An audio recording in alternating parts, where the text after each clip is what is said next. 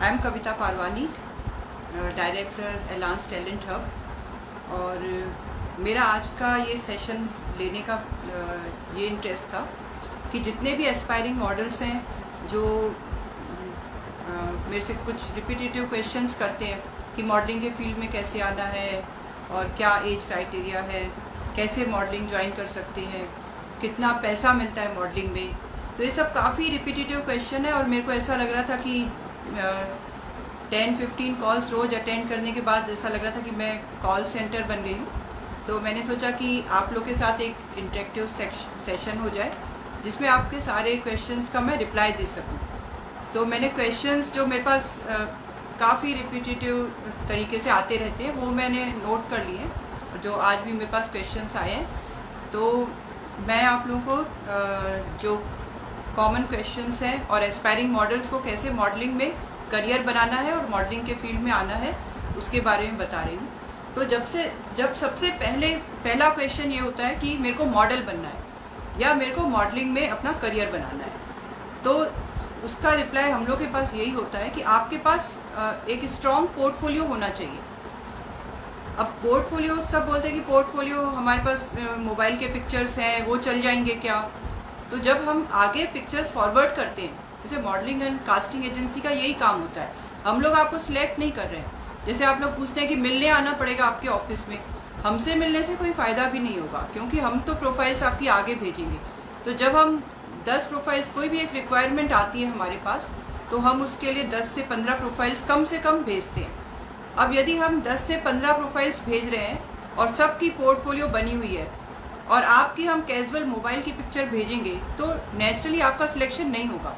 और हम भी ऐसे अपना टाइम वेस्ट करना पसंद नहीं करेंगे कि जब पता है कि इसका सिलेक्शन नहीं होने वाला है तो हम भेजेंगे ही नहीं आगे।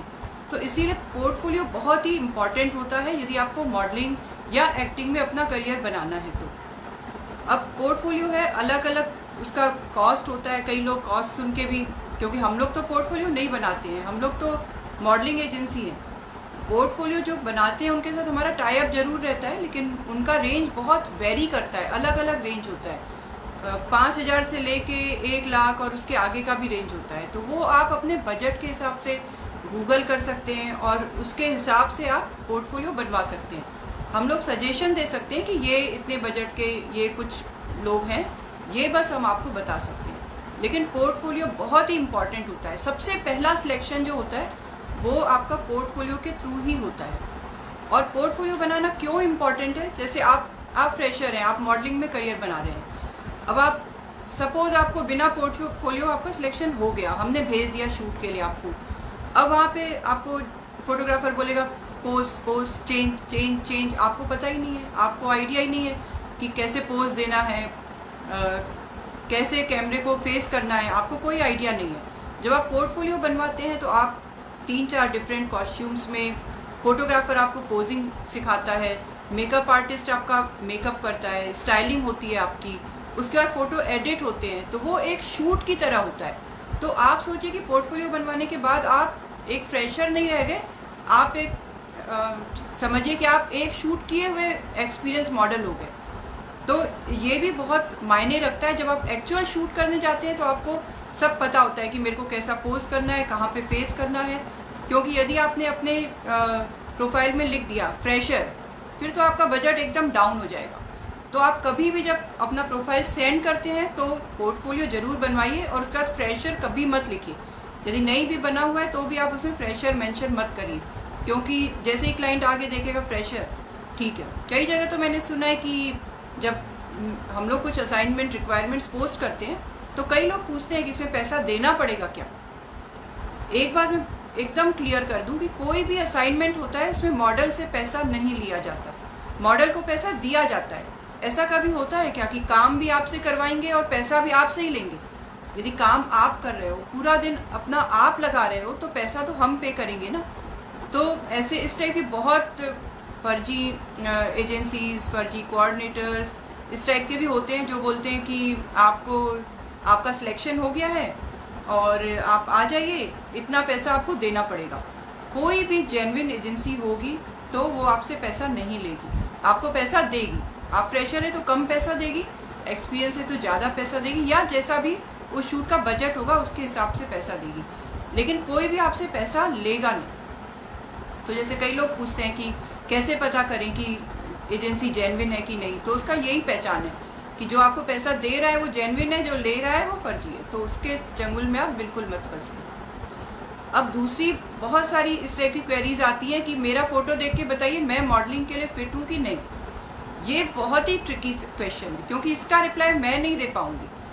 जैसे आप मॉडलिंग के पेजेस में देखते हैं और मॉडल्स की फ़ोटो हम लोग पोस्ट करते हैं, जो असाइनमेंट्स होते हैं उनका भी पोस्ट करते हैं हम लोग, तो उनसे देखिए कि वैसे आप लगते हैं, वैसे आप हैंडसम हैं, ब्यूटीफुल हैं, डैशिंग हैं, तो आप फिट हैं मॉडलिंग के लिए। क्योंकि बहुत सारे ऐसे हम तो नहीं बोल सकते ना आप फिट नहीं हैं, तो ये आपको खुद ही जज करना पड़ेगा। और जैसे हाइट का क्राइटेरिया रहता है तो वो भी डिफरेंट जो रिक्वायरमेंट होती है उसमें अलग अलग होता है। जैसे जनरल हाइट की बात करें तो फीमेल के लिए 5'5" एंड अबव और मेल के लिए 5'10" एंड अबव, ये जनरल एक क्राइटेरिया होता है। अब फैशन शो है तो नेचुरली जितनी लंबी हाइट है उतना ज़्यादा आपको उसमें काम आएगा, क्योंकि जो भी ड्रेस होती है डिज़ाइनर्स की, वो नीचे तक जो उनका फ्लो जाता है, डिज़ाइन होती है, जितना लंबा मॉडल होगा, टॉल होगा, वो उतना अच्छे से उसको शो कर पाएगा, इसीलिए उसमें टॉल मॉडल की रिक्वायरमेंट होती है। और जैसे प्रिंट शूट हो गए, अब साड़ी का शूट है या कुछ ऐसा डिज़ाइनर शूट है, तो जितने टॉल मॉडल हो उतना अच्छा। लेकिन कोई जब नॉर्मल प्रोडक्ट का शूट हो रहा है तो उसमें इतनी हाइट की रिक्वायरमेंट नहीं होती। अब उसमें फीमेल 5'4", 5'3" भी चल जाती है, मेल भी 5'7", 5'8" भी चल जाती है उसमें, तो उसमें हाइट की इतनी रिक्वायरमेंट नहीं होती। और उसके बाद जो जैसे और एड फिल्म हो गई, तो एड फिल्म में क्या है, ये उसके आगे की चीज़ हो गई। जैसे आपको मॉडलिंग के लिए तो सिर्फ आपको पोजिंग करनी है, अब एड फिल्म है तो उसमें आपको एक्टिंग भी लगेगी। तो पहले आपका सिलेक्शन किस तरह होगा, वो सेम आपका क्राइटेरिया वही रहेगा। पहले आपका पोर्टफोलियो, उसके बाद आपकी पिक्चर्स पसंद आती हैं तो आपको ऑडिशन के लिए स्क्रिप्ट भेजी जाएगी। पहले तो ऑफिस में बुला के ऑडिशन होता था, तो आजकल एड फिल्म्स के लिए तो आपको स्क्रिप्ट भेज दी जाती है, आप वहीं से अपने मोबाइल में रिकॉर्ड करके भेज दीजिए और उसी के थ्रू सिलेक्शन होता है आपका। और इसलिए उसमें कोई हाइट की इतनी रिक्वायरमेंट नहीं होती है बहुत ज़्यादा, लेकिन अच्छे लुक्स तो हमेशा चाहिए ही होते हैं मॉडलिंग में। और एड फिल्म्स, टीवी कमर्शियल्स, इस टाइप के शूट में आपको मॉडल के साथ साथ अच्छा एक्टर होना भी ज़रूरी होता है। तो जब आप मॉडलिंग के फील्ड में आ रहे हैं तो आप थोड़ा सा अपने एक्टिंग स्किल्स पे भी आपको ध्यान देना चाहिए। और उसके बाद है कि लोग पूछते हैं एज क्राइटेरिया क्या है, मेरी एज इतनी हो गई। यहाँ पे आप जैसे टीवी में एड्स देखते होंगे तो एक छोटा सा कुछ महीने का बेबी भी होता है और एक काफ़ी ग्रैंड मदर ग्रैंड फादर के एज के 75-80 ईयर्स के लोग भी होते हैं। तो इसलिए हर एज ग्रुप के मॉडल्स की रिक्वायरमेंट होती है, ऐसा कोई एज का क्राइटेरिया नहीं है। हाँ, ये ज़रूर है कि जो 20 से 30 साल के एज के लोग हैं उनके लिए सबसे ज़्यादा असाइनमेंट्स आते हैं, सबसे ज़्यादा रहते हैं। बच्चों के लिए और बुजुर्ग जो एज रहती है उनके लिए थोड़े कम रहते हैं, लेकिन हर एज के मॉडल्स की रिक्वायरमेंट होती है। और 20 से 30 साल के एज में मॉडलिंग की रिक्वायरमेंट तो बहुत ज़्यादा होती है, लेकिन उस एज के मॉडल्स भी ज़्यादा होते हैं, तो कंपटीशन भी बहुत ज़्यादा होती है।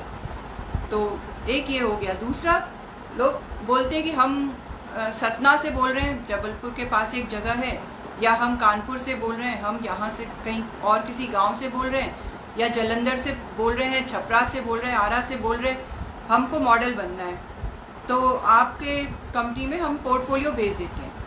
तो इसमें क्या होता है, जो ज़्यादा मॉडलिंग की रिक्वायरमेंट होती है वो हमेशा मेट्रो सिटीज़ में सबसे ज़्यादा शूट होते हैं। जितने भी मेट्रो सिटीज़ हैं उनमें उनकी रिक्वायरमेंट बहुत ज़्यादा होती है। और हम लोग की एजेंसी जो है वो 5 मेट्रो सिटीज़ में ही मोस्टली काम करती है। तो यदि आप वहाँ से बोल रहे हैं, वहाँ पे हैं, आप मॉडल हैं, तो आपको बुलाने में एक तो फिर आप लोग बोलते हैं कि हम अपने पैसे से आ जाएंगे, तो उसमें भी क्लाइंट को क्या होता है कि यदि उसकी ट्रेन छूट गई, लास्ट डे मूड बदल गया, कुछ भी हो गया, कोई भी ऐसी सर्कमटेंसेस हो सकती है, तो सब लोग बाहर से मॉडल को बुलाने में डरते हैं। इसीलिए आप यदि मेट्रो सिटीज़ में ही रहते हैं, जहाँ पे रह रहे हैं, उसी एरिया का आपका जो भी आपका एरिया हो वहीं के एजेंसीज़ में ट्राई करिए, तो वो आपके लिए ज़्यादा अच्छा होगा। क्योंकि एक्सपीरियंस मॉडल है उनके लिए तो क्लाइंट फ़्लाइट की टिकट पे करने को तैयार होता है, लेकिन जो फ्रेशर्स हैं उनके लिए कोई टिकट करने को तैयार नहीं होता। और ऐसा भी नहीं है कि यदि मैं दिल्ली में शूट हो रहा है और दिल्ली में मॉडल अवेलेबल नहीं है तो मैं आरा या छपरा से मॉडल बुलाऊं, ऐसा तो है नहीं। दिल्ली में बहुत मॉडल अवेलेबल है, इसीलिए मॉडल बाहर से कहीं से भी किसी दूसरी सिटी से बुलाना, जब तक कि बहुत एक्सपीरियंस मॉडल हो और बड़े ब्रांड की रिक्वायरमेंट हो, तो उसमें सिर्फ एक्सपीरियंस मॉडल्स को ही बुलाया जाता है, फ्रेशर्स को उसमें भी नहीं बुलाया जाता। और आगे भी मैं देख लेती हूँ और कौन से क्वेश्चंस आए थे मेरे पास। मॉडलिंग में कितनी पेमेंट मिलती है? मॉडलिंग के असाइनमेंट में मैं 12 साल से इस इंडस्ट्री में हूँ, और जो 12 साल पहले पेमेंट थी ना फ्रेशर्स की, अनफॉर्चुनेटली वही आज भी है। मतलब आप फ्रेशर है, आप स्टार्ट कर रहे हैं तो 3 से 4 हज़ार पेमेंट मिलती है, तब भी इतनी ही पेमेंट मिलती थी।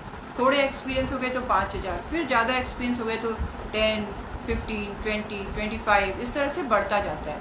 लेकिन फ्रेशर्स का क्योंकि रिक्वायरमेंट उतनी नहीं बढ़ी जितने मॉडल्स बढ़ गए, तो रेट वही का वही रहा, उसमें कोई रेट में कोई चेंज नहीं हुआ है। और हाँ, आपके मॉडलिंग एजेंसी में ज्वाइन करने का कोई चार्ज है क्या? हमने अपने वेबसाइट में भी लिखा हुआ है कि ज्वाइनिंग का कोई चार्ज नहीं है, there is no registration fee. आप ऐसे ही ज्वाइन कर सकते हैं, लेकिन आपके पास पोर्टफोलियो होना चाहिए। बस आप पोर्टफोलियो बनवा के आ जाइए और आप व्हाट्सएप पे या मेल पे अपना portfolio with name, age, city, height, और यदि आपके पास वर्क एक्सपीरियंस है तो वो भी ऐड करके आप भेज सकते हैं। तो उसके बाद प्रोसीजर ये रहता है कि जब भी रिक्वायरमेंट आती है तो जिस रिक्वायरमेंट में आपकी प्रोफाइल सूट होती है वो उसमें हम क्लाइंट को आपकी प्रोफाइल भेजते हैं। उसका कोई चार्ज नहीं होता भेजने का, वो हम खुद ही सिलेक्ट करके भेज देते हैं आगे। और जब क्लाइंट उसको प्रोफाइल को आपकी सिलेक्ट करता है तो जो भी उसका बजट होता है क्लाइंट का, उसके हिसाब से हम अपने एजेंसी का चार्ज जो हमारा 20 to 25% होता है असाइनमेंट बेसिस, तो वो हम आपको बता देते हैं कि इतनी पेमेंट है और इतना एजेंसी का चार्ज है जो आपको पे करना पड़ेगा। पे मिलने के बाद, पहले नहीं, असाइनमेंट हो जाएगा, काम हो जाएगा, जब आपको पेमेंट मिलेगी तो या तो आपको डायरेक्ट पेमेंट मिलेगी और आप हमको पे करोगे, और या तो हमें पेमेंट मिलेगी तो हम 20% जो भी होगा हमारा एजेंसी का चार्ज डिडक्ट करके आपको पे करेंगे। लेकिन आपको शूट से पहले कोई भी पैसा नहीं देना पड़ेगा। जब काम हो जाएगा पैसा मिलेगा ही बाद में, और जो हिसाब से होगा उतना डिडक्ट करके मिलेगा। अब ये है कि